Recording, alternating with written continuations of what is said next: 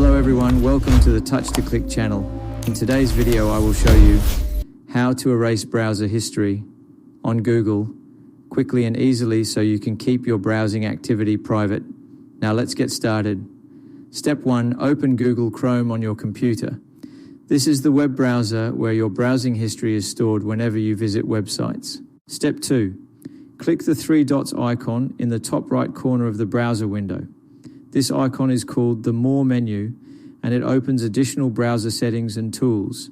Step 3.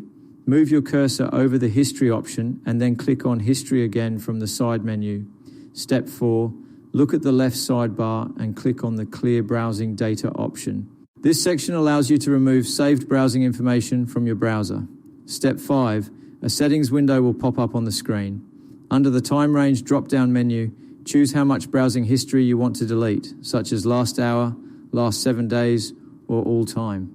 This helps you control exactly how much data you want to remove. Step 6.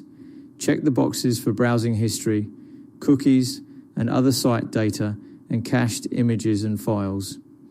Step 7. Click the Clear Data button to finish the process. Google Chrome will now delete the selected browsing information from your device. Thank you for watching, and don't forget to subscribe to the Touch to Click channel.